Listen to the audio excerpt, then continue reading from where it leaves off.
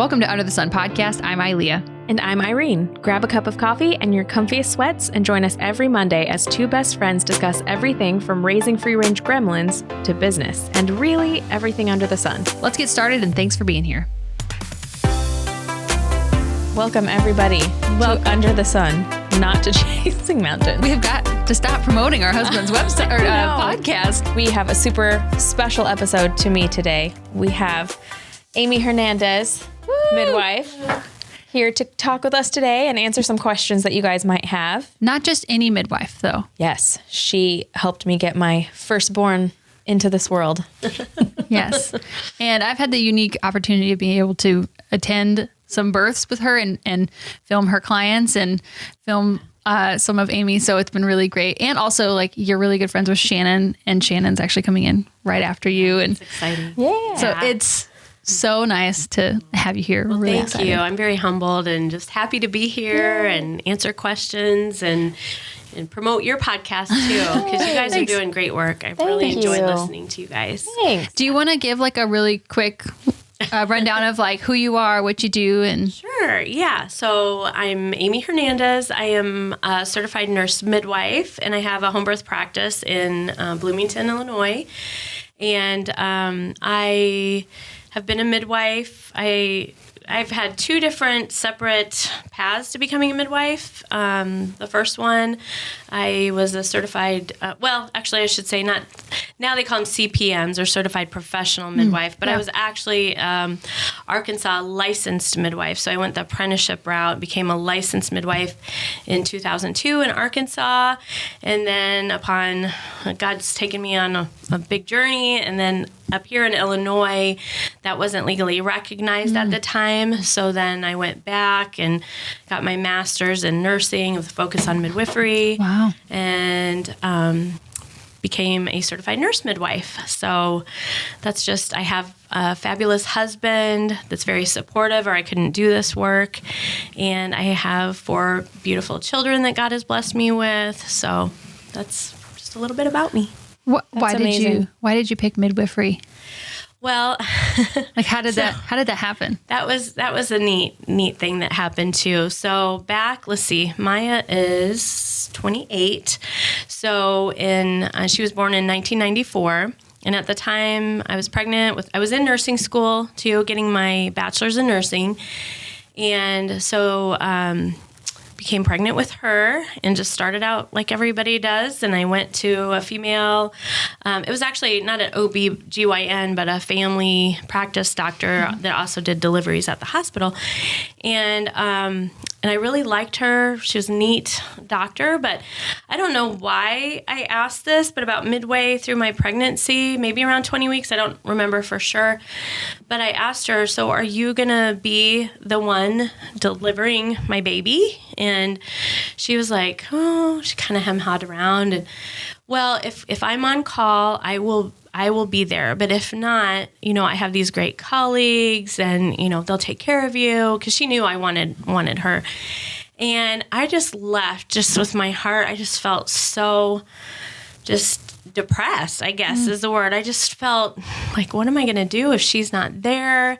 I don't want some stranger there with me. And I knew there was other men in her practice. So, and that was in Des Moines, Iowa. And, so I went home and I was just talking to my mom, and my mom had been a chaplain in the community and worked at one of the hospitals there. So she knew like the providers in the community, and she said, praise God, I'm so excited that she knew that. And she was like, I heard of this new midwife in town that does home birth, and maybe you'd, want to check into that. And it was just like, I don't know, a light bulb turned on and I felt excited again. And so I made my first appointment. Her name is Carrie Ann Ryan. She's not, of course, practicing anymore, but my first appointment, my first visit with Carrie, I just knew that's where I wanted to be. And it was like a light bulb turned on. It just changed the trajectory of my life. I had been going to nursing school because I wanted to work with, I was thinking about, hospice or cancer nursing or something like that.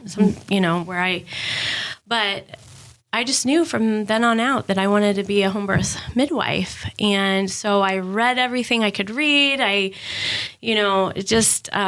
the time there wasn't a whole lot in 94, but like INMA is spiritual midwifery and maybe a couple other things, gentle birth choices.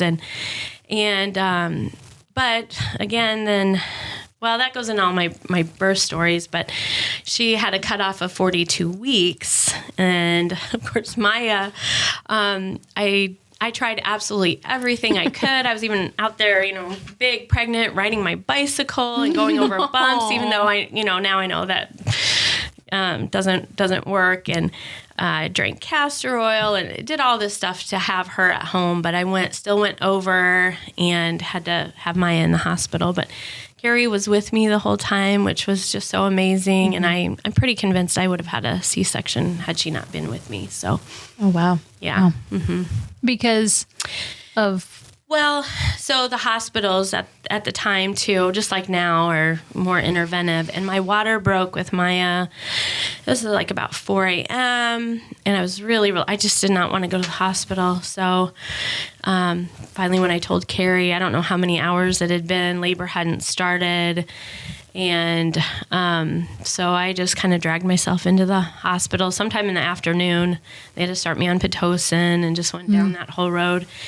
And I didn't have an epidural, though, thankfully. I don't know how I would have had one if Carrie wasn't there, because she was great. She was nurturing. She was exactly what I needed. She was also kind of strict. She could be very strict. Okay. And so I felt like if I had an epidural that I would disappoint her. She was kind of like this mother figure to me.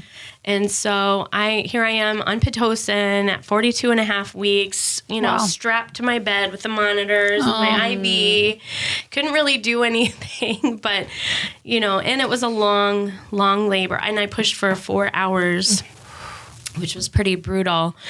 And then had it was kind of a snowball. And then later found out that I had staph infection, probably because the nurse was like literally checking my cervix every hour. And I was there for hours and I had a fever and all that, hemorrhage. So they kind of caused all these problems that shouldn't have, happened had nobody been checking me and dragging, all those bacteria up inside. So, and then we both had to be on IV antibiotics for quite a while afterwards. So, but wow. Yeah. But that's, so you've had both experience. You've had hospitalized experience and interventions and not. Right. And then the second one, so Julian, got pregnant with him still in nursing school in 96, and it was a whole different experience. So he only went a week and a half overdue, and I had it was still kind of a long labor. It was still maybe 18 hours, and then maybe half the pushing. But Carrie was with me, and it just was a nice home birth. So I'm very thankful. Was that healing for you? It was very healing, very empowering and healing. So that's nobody asked, but that's kind of why that's the story I've heard a lot from like friends and, and acquaintances of like, oh, I went in and thank goodness they were there because all these things happened. Yeah. And it's like, okay, I'm not going to correct you because it's not my story to tell, but I'm like, or did they cause them? And then I'm like, I heard all these people say, oh, I went into the hospital for my first birth because I wanted to make sure I could do it. And then they get that experience and then they go to the home birth. And I was like, I'm just going to bypass that first traumatic experience and just try for a home birth. There's no wrong way to do it, but you just have to do your best. 26 hours. Did anybody seem, as far as like the birthing team, nobody seemed panicked or, oh, it's taking so long? Or I remember at one point, your contractions had slowed down to like 20, 25 minutes in between. We ordered food. We're all sitting at the table eating.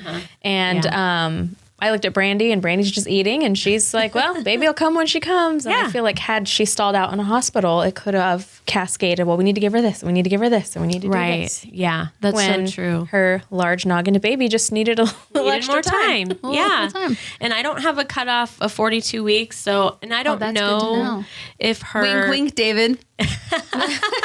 So if her cutoff was 42 weeks because her collaborating physician made it that way, I kind of got the feeling that was it, that she wouldn't have chose to have that. Okay. Well, I know with, at least with Riker's story, which Riker's my son that she delivered, but I did go to a birthing center, and their cutoff was 42 weeks, and that was a state mandated thing. So he was born 41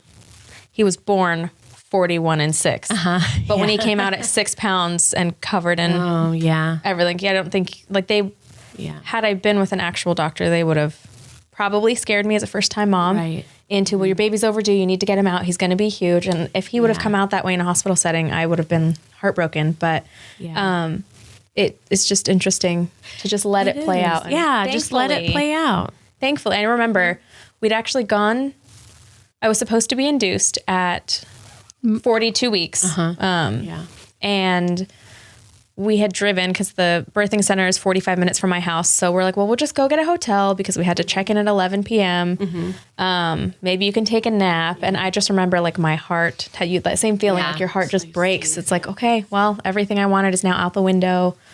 It's fine. My baby will come out. You're still excited for your baby, but like everything you wanted just feels like it just got ripped away from you. You have a vision in your head of like how it's going to go. And then you kind of have to grieve that loss when it doesn't go the way you planned it. It took me a while. Like it was at least, up until I got pregnant, maybe with Julian, maybe till the birth, that I grieved the experience that I wanted. And I think that's helped me as a midwife too. Yeah, I know that. And I don't want women to have to go through that. I don't want them like, oh, we got to drink castor oil. We got to do this and we got to do this to get the baby out. It's like breeding a little bit of anxiety and like and talking about it. And like, truly, the baby knows when to come out. Like, it's not going to graduate in there. Like, come on, guys. And on the case of Riker, too, like, we checked into the hotel.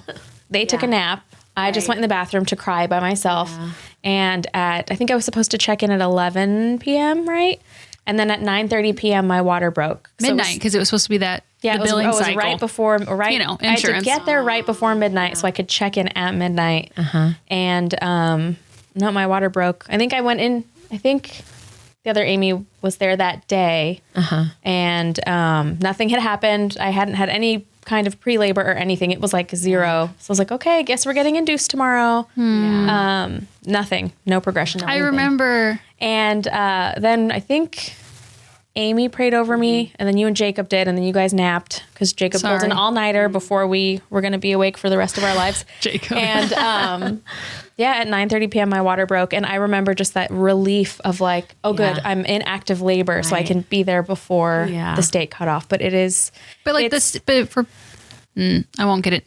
I won't get too far into this about like, but people say like, don't mandate my body, but it's like, but then the state's telling you can't go past 42 weeks. Like that's not. No. Like if everybody is being induced, maybe we need to move the date a little bit. Right. Like maybe we need to move the cutoff because but they don't make money off that. So that's my personal opinion. But you probably would speak better to it because you see it. I agree. I mean, there is no just because you went from 41 and 6 to 42, some magic line number. that now you're at all this high risk or whatever. It's just. But Amie, I think that's part of your 4 labors and deliveries have made you the midwife that you are, because it's not like you've gone into home births with terrified moms and saying, my labor was only 2 hours. You can do it. Like you've had it. You've been in the thick of it. Like I remember, which is great.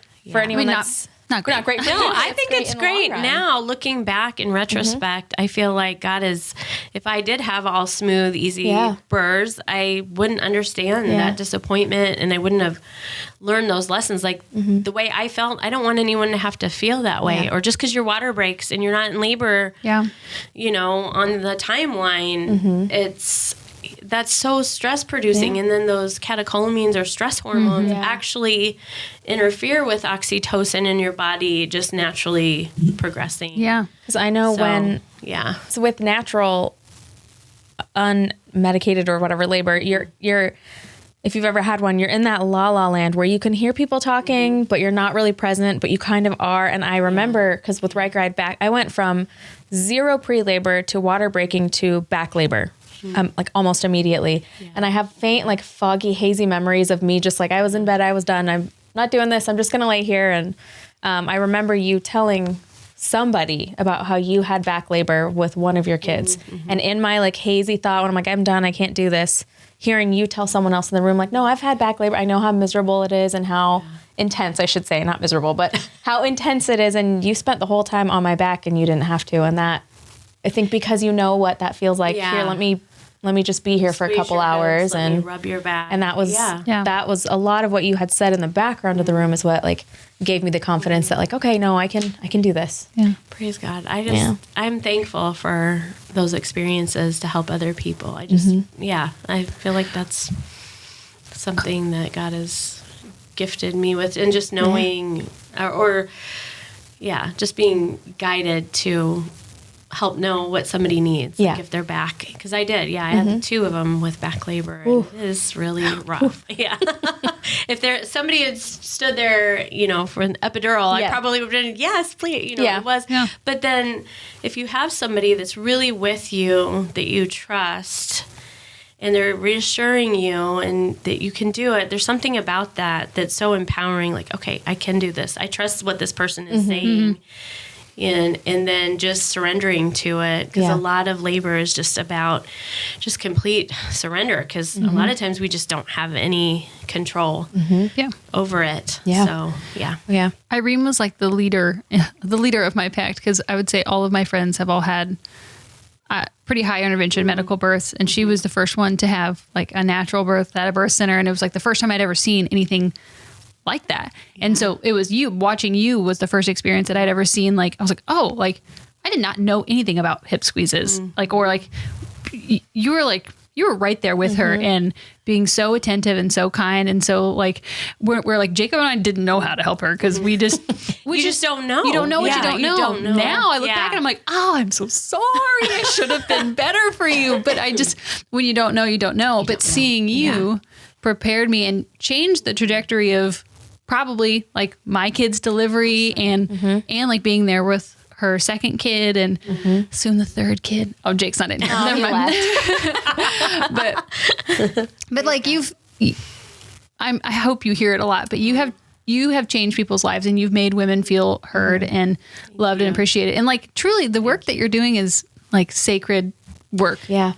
I feel that way. And and it's just so neat that you chose even the birth center for your first baby, because I feel like a lot of times women choose a birth center or home birth, after maybe a really traumatic or hospital birth. So and I feel like that you were so well prepared. Well, thanks. You really were. And I am on the spectrum of my friends, who my friends are a little bit older too, and I've had friends do completely opposite. One had all 4 of hers in a hospital, if I'm correct. I think she induced all 4. And I have another friend who she had 2 kids by the time I had my first, and she was halfway through becoming a doula. So I had just a sea of women, however they birthed their babies, that have done it. And so I had a pool of people to like talk to and ask questions, and it was amazing, very helpful. Yeah, and to draw on each other's, good birth stories and positive, empowering stories. Yeah. That's something we've kind of lost in our society, is women, encouraging one another, and like the village mentality. The village really is. Yeah, that's awesome. true. Yeah. It was fun. I have a little side note on that story, is because I chose the birthing center, I think not knowing that you were there. And I'd actually met Amie. Let me find it. I was wondering about that. Yeah. I was talking to Ilea about that. So I was actually working at the salon that I now own, was a different company under a different owner. And it was right after, so I had just it was 2013. So I think I just graduated maybe a year or 2 before, or something like that. So I met Amie. She came into the salon and did her hair, and we had such a great conversation. And I usually write little notes in my card after I meet someone new, just so I can kind of remember and refresh. And I came across your client card a few months ago when I was cleaning out my book. Oh, cool. And I wrote on the bottom of it, it said, 4 kids from Arkansas, nurse in labor and delivery, husband from Guatemala, working on master's in midwifery, done in 2015, very, very sweet human. Oh. And so that was like at the end of our first encounter, it was all I remembered, mainly that I remembered, is that you were just such a sweet human. And so when I saw you at the birthing center, I was already, like you said, when you find that shift in care, because I had gone to an OB at first for confirmation of pregnancy, and they had just confirmed, yes, you're having a baby. I walk into the office and they like throw all these stats at me and throw everything. I'm like, well, you need to give me a minute to process. I just found out there's a human being inside me. And walking into this birthing center was just already a relaxing experience, but then like seeing you in there and remembering how passionate you were for labor and mothers, it really did give me that like, okay, all right. Wow. I remember her also saying like, I hope Amie's on call. Thanks for telling me that. Yeah. Oh. Do you remember we walked around Target when she was pregnant with Riker and she was like, I hope Amie's on call. Oh, thank you. And I had actually I had both Amy's, and both Amy's are wonderful. So it was just, that's also fun. Yeah. Fun fact that my starting labor was Amie and my ending labor was Amy. That is and it was really both just neat. a great story. And the card too. Yeah. I love that. Thank you. And you're the first Irene. person that had ever, That's so cool. because I'd had friends have hospital labors, natural labors, or birthing center labors. My mom had all hospital. And so I wasn't really, all I knew was you pushed out a baby. Okay, great. Knew nothing really about like placenta or anything. So one of the first appointments we had, that was the first time I'd ever heard of anyone eating their placenta. And I remember thinking, like, you had told me sometimes they'll just throw it raw into like a strawberry smoothie. And I was like, I probably couldn't do it raw, but I could do it. And why back then I was like, okay, I'm going to eat my own body parts. But it's such a cool, Hey, you grew it. Really such good. a You wise grew thing. it. It's a, like an amazing thing. I wish I would have known about that. I would have And well, done I that. didn't because my husband was too grossed out about it. But the next one, she's just going to hide it in a freezer and not tell anyone. Yeah, that's good. Yeah. I'm gonna be like, shh, Shannon, Yeah. Yeah. Shannon encapsulated. Right. Yeah. Just don't tell. Oh, these are just my, vitamins. Just from- whatever. Yeah. Right? Yeah. That's great. But I remember like that was the first time too. I was like, wow, there's so much more to birth. So even that very first encounter is really what pivoted me for my first. God's in Even the all those details, years ago. right? He really is in the details. Yeah, he really- and just that connection that Yeah. I connect. Because I remember when you came in too, I was so excited to see you. I was yeah. like, wow, it's just, it really is such a small world, just the Yeah. way. And God is in those connections. Yeah, he really is. And I felt very happy to be at your birth too. And what was I going to say? Something about that. I just think it's really neat that we connected so long ago. Yeah, Anyway. me too. Yeah. I do remember when I kind of checked out at one point. I was like, nope, not doing this anymore. I remember you saying, hey, she's going to get too tired to push. She needs to get up and walk. And I was like, laying in my bed thinking, I am not going. I don't think I actually did. I think I literally refused. I was like, I'm not going anywhere. Yeah. Jacob tried. That's I think you good. tried. Yeah. I was like, nope, I'm just going to lay here. I'll be fine. Just take care of the baby. Tell him nice stories. I'm done. Yeah. That's always a good sign when a mom's like, I'm done. Yeah. Then you know that the baby's not going to be too much farther behind. Yeah. Well, do you have a specific question? Otherwise, I can We take had it on. one, some from Instagram that I screenshot for easiness and then I lost it. Someone said, cannot wait to listen. Amie is truly the best. Would love to hear an overview of her process. Process for home birth, such as appointments throughout and requirements.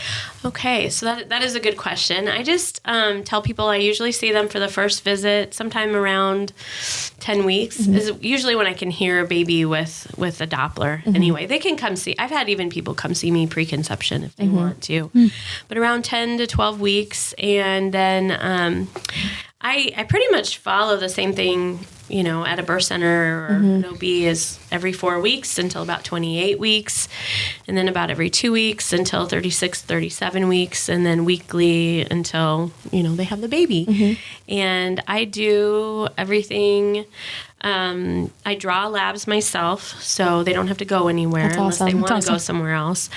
For ultrasounds, I use Fort Jesse Imaging in Bloomington or Dr. Gratkin's office if they want to see, him have a meet beforehand or, just in case type thing. But they don't have to do ultrasounds either. I mean, it's all their choice. I just talk to people about all their options and then they make that decision whether they want to or not. That's amazing. What are some things that would constitute, I guess, as too risky for being at home? And is that a state-to-state thing? Is that a personal midwife's choice? Yeah, I think it can be both. I think it could be state to state. I don't know what the other state requirements are, and it could be a personal midwife thing. I don't, in our licensure, I know we're not licensed to do higher risk deliveries at home. So, twins, I'm sure, would be not allowed by the state.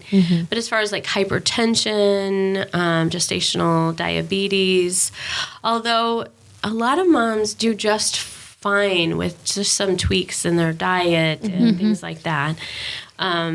And as far as hypertension too, some people just have white coat syndrome. They don't really they're diagnosed as having hypertension, but they don't really have it. They only have it when they go to the office and are taken by somebody else. But at home, they're monitoring it and it's fine. So I think some people are not labeled, correctly, I guess you could say. Yeah. And I've seen on your social media, you have shared like photos of you in people's homes. Like, I'm assuming it's other people's homes, or is it at your office of like you doing? Oh, those are all the pictures I think they're all at people's homes. Yeah. So like, that's the unique thing about a home birth midwife. Yeah. Which maybe you can give a quick synopsis actually before we get into that about like, what is a midwife? Like, because there are, I've had a friend who has had a hospital birth with a midwife. But she, even after her birth, she said that was a midwife, not a midwife. Right. It was a very very medicalized version, but not all. Yeah. I would love to hear your definition of a midwife or.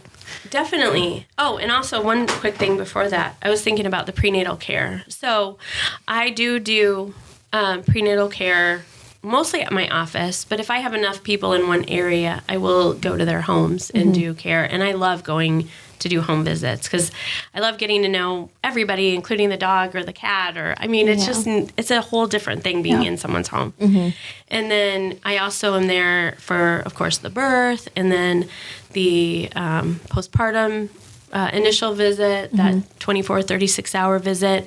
And then I also come to their home at 2 weeks and 6 weeks postpartum. So anyway, awesome. Going back to that. But a midwife, so there's different, again, like I said, I've gone 2 different paths. I went the apprenticeship route and the nurse midwife route. So a lot of midwives, they come to midwifery after being a labor and delivery nurse. So they're a labor and delivery nurse, and that's kind of the next rung on the ladder. And maybe that's why medical is all they've seen as a labor and delivery nurse. So then when they go to become a midwife in school, midwifery school, really, I feel like I went to Frontier Nursing University, which I think is the best university for out-of-hospital birth because they actually make you take a class on birth center birth and out-of-hospital birth. Oh, wow. Yeah. But a lot of the other midwifery universities don't. And so a lot of midwives, unfortunately, don't even learn anything about out-of-hospital birth. But I feel like my apprenticeship route prepared me the best because I was one-on-one, myself and midwife Candy Clark in Arkansas. And I don't know if she's still catching babies or not. She was like already a granny midwife when I was apprenticing with her. And she was catching the babies that she had delivered. Aww. So, I mean, she was fabulous to be with. She just had so much experience and with, herbs and tinctures and other things. So that's where I feel like I learned the most. So I'm very thankful for her. There's 2 different paths to becoming a midwife. So here in Illinois, you have to go through, it's called a MAAC accredited midwifery program, and then you can become a CPM or licensed midwife in Illinois. But they haven't worked out all the details of their bill yet. But it's not illegal anymore, praise God. Yeah, because we need more midwives. So that's one of the things I wanted to definitely say about midwifery is we need more because there's people from all over that don't have a midwife. They drive and, or there's pockets all over that are underserved. And there's OB units closing right and left. So we just need more home birth midwives. But a midwife, I mean, it comes from, I think, an Old English word that means with woman. So I guess that would be that's like the definition. Great definition for you, too. Yeah. I mean, you're just so present with the women. Is there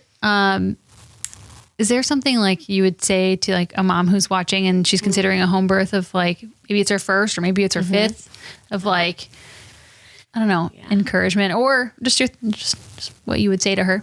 Yeah, I would definitely say that God created your body to do this as if no one was there. I mean, you were made to do this. And really, you don't really even need a midwife except there's maybe less than 10% of the time that something does go awry, or you need someone present, or there is a medical issue that arises, but you were made to do this. And so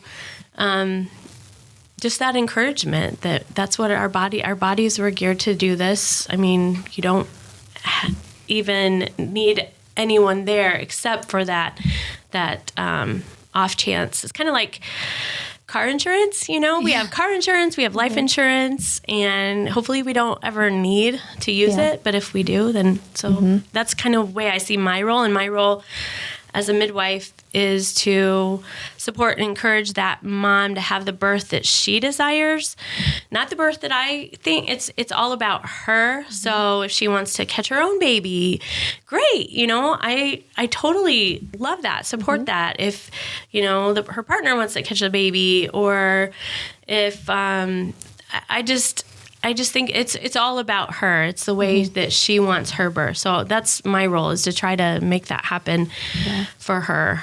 Now, if someone who's on the fence or is concerned, well, what if I am that 10%? What's the usual steps to, okay, we probably need to transfer?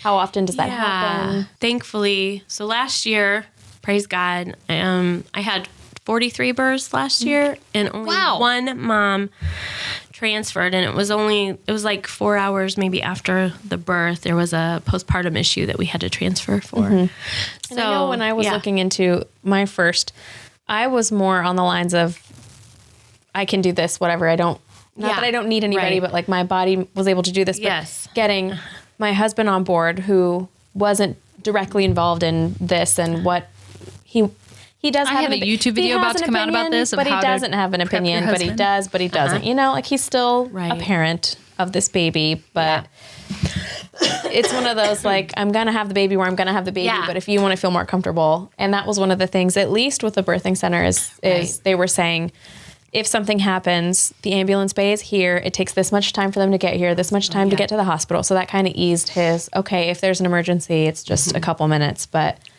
what would you say to a husband of someone at home too that like... and the husbands seem to be the ones that have the most concerns about that. So I have to address that a lot. I reassure dads and moms that I bring everything to their home that is there at a small hospital or birth center, pretty much. So I have 2 trays set up, and I have one for the mom, one for the baby. If there were resuscitation, I have, all the equipment for intubation, for I have oxygen, I have medications for resuscitation, medications for postpartum hemorrhage, IV fluid. So I pretty much bring a small hospital to your home. So contrary to the thought, you're not just showing up with a blanket saying, good luck. Yes. Yeah. Right. I hope everything goes smoothly. And I always have a birth assistant, and both of us are recertified in neonatal resuscitation every 2 years. That's awesome. Does everyone at home have a water birth? Not everyone. I mean, most women, I would say, do. The majority want water birth because water is awesome. Yeah. Some places, they even call it a water dural because it just is so relaxing. But there's some women that, even though they labor in the water, that, at the last, they want to get out. So, I go wherever they want. I've had births all over the house. So. Whereas, at hospitals, I've seen it time and time again, which I feel like people are probably going to be like, oh, man, she just rags on hospitals all the time. Typically, people don't usually say things about a hospital unless you yourself have had negative experiences. And I think we all sort of have. So yeah, we all have. And it's like, I've seen it where like they let the girl, like the woman, labor. Yeah. And then they like, oh, it's time to push. Get on your back and pull the knees to your chest and hold your breath and push. And it's like, what? That's out-of-date medicine? What is this? Right. What's going on? Yeah. I mean, it never really works. I saw a meme or something, or a cartoon with would you put a chicken on its back, to push out an egg, or, a deer on its back to have a baby deer? You wouldn't, why would you do that for a human? So. I think the example I saw was you put an elephant on their back, and I'm like, hey, because I was really pregnant at the time, and I was like, a whale on their back. That's how I felt anyway at 42 weeks. It's just, man. Yeah, so it just, and I feel like maybe it's good, constructive criticism for hospitals, because we need them to change. We need good places for all women. So maybe that'll help the birth culture change if enough people, Can I tell you my business idea? Yes. I want to develop an app that's like I don't know if it's an anonymous. I'm not really sure if I'm going to do it, but someone needs to do it. Develop an app where you can leave. You do it so you can take all the raw, profits. honest reviews about doctors and nurses. Yes. That's really of good like, idea. Wow. I mean, like kind of like Dave, what's that app that you, the website you go to all the time talking about salaries? Blind? The Blind. Yeah. So basically he goes there and he can look up like, I don't know, Pepsi. How do like see if Pepsi, how they pay their employees. Are they nice? Are they whatever? It's like an honest review from employees of actually how is this company going to treat us? We need that for doctors of like, okay, this doctor, I want to know like genuinely like what's their C-section rate? What's their episiotomy rate? Like intervention? Are they heavy or not? Like we need that. I think that's a great idea. Thanks. I want you to do that. Thanks. You should. And you really should. That would be like Nobody one of the most steal that. popular apps. I mean, because like I would want to go and read up on the people. I like because you pay your hard-earned money to like you're hiring these people to like entrusting them with your life and your baby's life, and so like if they're just out to like get out for the lunch date that they have or play golf, like I want to know if they're going to rush my situation. Exactly. So, anyways, I didn't mean to interrupt your question. Yeah, no, that's good. Patent pending, right? Yes, that's good. What happens if you have two clients go into labor at the same time? That is a really good question. So I only take 4 moms a month. Now I always take repeats. So if I've had a mom that's a repeat, I don't turn them away. Where's and I would my never camera? turn you guys away. But keep it in your pants. but I try to cap it at 4 so that doesn't happen, but it still on occasion happens. And Babies do whatever babies are going to do. They do. And thankfully there's other local midwives that we all back each other up and it's really good to have them in community to help out when that happens. Yeah. So. Well, and like your mom being that person for you saying, what about this? The midwives enough to say, hey, maybe this one would fit your personality and your expectations a little bit more than this one, so you can kind of guide as much as you can when a baby's coming at weird hours. No, I do. I try to use the best one. And then I kind of know a lot of the midwives up north and south. There's a kind of a list. So be able to know who's the closest midwife to them. Do you have like a map with a whole bunch of red lines? Like I would be like, who's here? That'd be a good app too. Yeah. I didn't realize. Well, okay, now there's another app idea of like, because I don't know. Literal strangers have reached out to me and have said, it's actually a video I'm going to do for YouTube of like how to find a midwife, how to find and hire a midwife, how to find and hire a doula. Because I get messages I would say daily saying like, how do you find one? How do you know where to go? Like, who do you talk to? Because it's not like there's a website. No. Yeah. At least I haven't found like a website of like, oh, hey, here's your territory. Yeah. There is one that I didn't do it, but some midwives recently started that I think it's called Illinois. Maybe you could Google and see Illinois Home Birth Association. But it has, I think, just the CNMs currently until everything gets kind of fleshed out with the CPM bill. Okay. But it would be neat to have, the CPMs on there too. But currently it's just CNMs. There was a gal in Sweden who reached out to me and she's like, how do I find one? I was like, I don't know. I've never been in Sweden, but here's a few tips, I guess. I would think they would have more there. Like all over the place in Sweden. I don't know. I always heard that in that area anyway that they have more midwives and surprise! It's not coming up. They're burying it. Maybe it was Norway. Maybe it was just somewhere else up there. Maybe it wasn't Sweden. I don't know.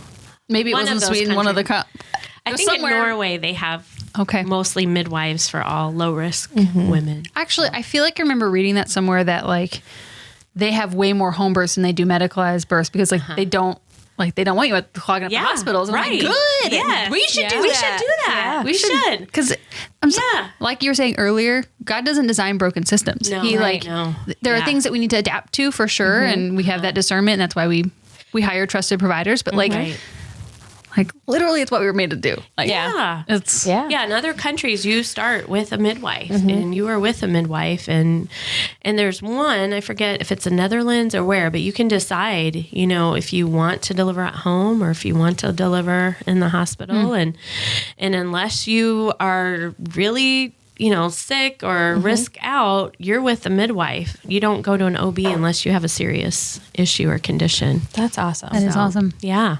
Yeah. What else you got? What does post-birth follow-up look like? So, yeah, that is a great question. So I come to the woman's home.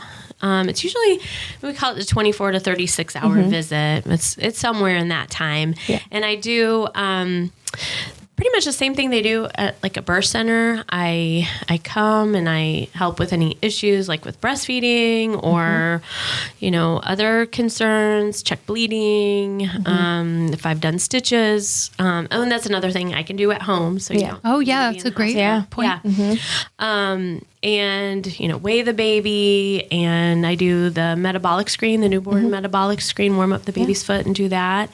And so those are the main things. Ask about emotional issues too. And just, that's it's awesome. really fun. I Recap really the birth enjoy. and like, hey, Recap the birth and process. Yeah. Because a lot of people do, just need to process some things. Yeah.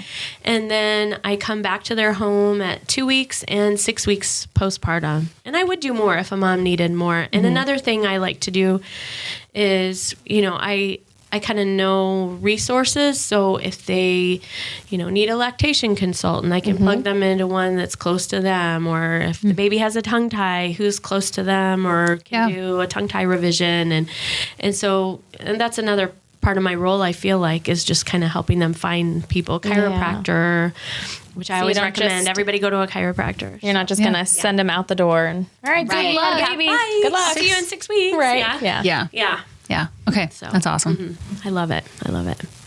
This is just a random question. If you can't answer it, which you may not be able to, but when Riker was born, we were so excited. Nobody submitted this. No, this is my question. When he was born, I was like, oh, we're so unique. Nobody has the name Riker. So he was born in April. And then the following January, they posted something that said, our top 2 boy names were John and Riker. I'm like, top 2? I thought it was so unique.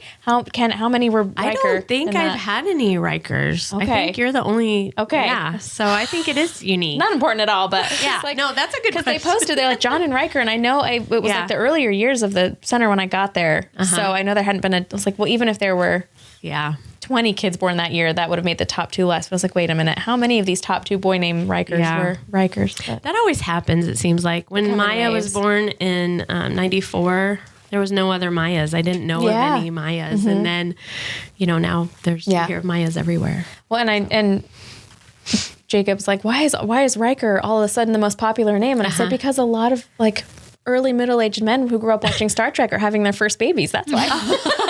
Yes. Trekkies. Do you have any more questions? I think that's my last one. So we've kind of just decided over the last couple of weeks that we're going to start asking kind of like the same question at the end. And we haven't quite like hammered it down, I guess. But what is like one thing you wish everyone knew about you and your profession? That is really good. Or it can be the first thing that comes to mind. As far as about my profession, kind of I hit on a lot of those. Is number one, we need more. So if you're out there and you want to be a midwife, pursue that. And also, there's different routes. So you don't have to go through nursing to become a midwife anymore.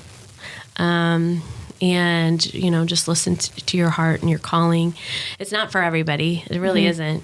Midwifery, I feel like, is you have to be brave. And I feel like spirit-led is really important because I couldn't do what I do without, God's guidance and Holy Spirit leading me. And so I feel like that's super important. And also being kind and being nurturing. So if you have those you have to have a lot of those qualities. You have to be nurturing and kind and loving and, spirit-led. And you also have to be really brave and tough sometimes. So. Yeah. I love that. Yeah. Do you have any further questions? How do you talk your husband into 3 babies, 3 and 4? Well, A nice saucy little number. Yeah, right. See, the eyes. Can you do the puppy eyes Yes, or the I smolder? can do it. Yeah. No, one of the things, which is another Yeah. question I kind of thought of, because I know the answer, but the followers might not. But Right.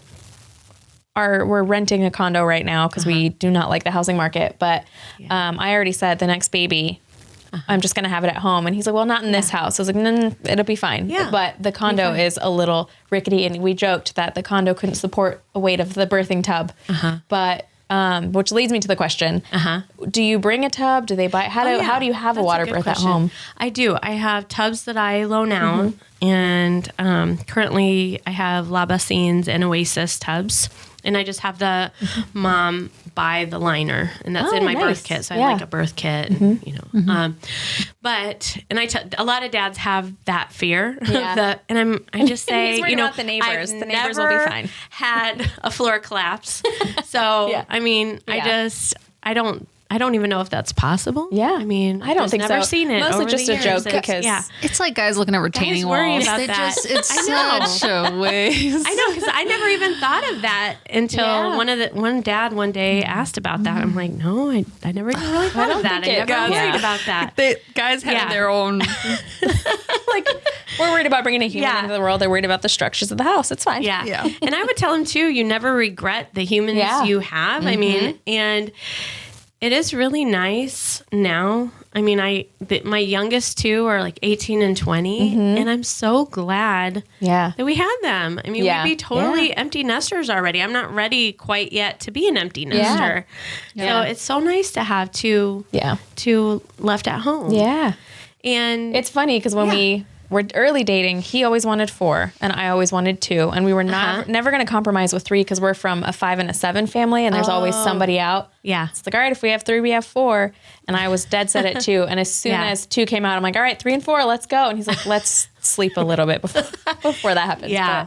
And it is nice. I feel like a little bit of a gap for us anyway. We didn't really plan it that way. My husband was fine with, 0. He probably would have been, but 2, because he came from a really big family that was very poor. And so he didn't want to have that many. So number 3, we had like it was 5 to 6 years before we had a little 2 bit of more. time to rest. Wow. Get some sleep in. Yeah. Yep. Yeah. Wow. So fun. Yeah. Okay. One last question. Sure. What's your coffee order? Yeah. Coffee order? Yeah. We always, our little does that description of mean? the podcast is grab a cup of coffee and join us. So just coffee a order. side question we like to ask. Let's see. So I like Antigua, Guatemala coffee. No, I don't know. Can you really tell a difference between like fresh can't. Guatemalan coffee? No, Okay, I mean, 'cause my some people husband do. is a snob, and so is my son. Yeah. And we've actually been to a couple coffee plantations in Guatemala. That's amazing. But I cannot tell the difference. But they know, and they'll say, "Oh, this coffee is burned," or they're very, Yeah. But pretty much any coffee. But I like miel. Okay. But this one's great. You guys did a really good job. It's really good. I just like a little honey and cinnamon and oat milk. I guess that would be for hot coffee. I would say honey, cinnamon, and oat milk. Yum. So. Love it. Thank you so much for being here. Thanks But for coming. before we go, do you want to direct people to any of your social media platforms or your website so that they can get in touch with you, especially if they're local and want to work with you? So my my website is servantsheartmidwifery.com. And it goes over a lot of questions on there too, and other providers, other resources. There's a good page on that too. If they want to interview all of us, I think I have links to all the midwives there. And I always say that's a good idea. Go ahead and interview everybody. I'm not, the right person for some people. I mean, maybe somebody else is. So I think it's good to interview all of us and then pray on it and decide who is best, for you. Yeah. And so, but servantsheartmidwifery.com, that would be the best way. I'm also on Facebook and Instagram. Although I'm, not always posting, but I try to, from time to time, update it. Yeah. Good. That's awesome. That's awesome. Thank you. Thank you guys so much. We love that you were here. We'll list everything in the description. Yes. So fun. And we'll have to have you back on. Yes. Yeah. I would love that. Yes. Thank Yay. you. Okay. Thank you so much. Thanks. Thanks for being with us today. Follow us on Instagram at underthesun_podcast. We'd love to meet you. Please help us out by subscribing on YouTube and leaving a review on Spotify or Apple Podcasts. We'll see you next time. Please remember this information is made available to you for informational and educational purposes only. It is in no way a substitute for medical advice. Yeah. Get out of here. Well, we are recording, but we're stopping. Come here and be my podcast doula. Yeah. I need a podcast doula. I need a podcast doula. Hello. Welcome here. I'm coughing up a lung here, I think. Oh. I'm sorry. You need to give you some. Yeah, give me some. There you go. Whatever it is. Hip squeezes. Come on. Yeah. Perfect. That helps. I'm all good now.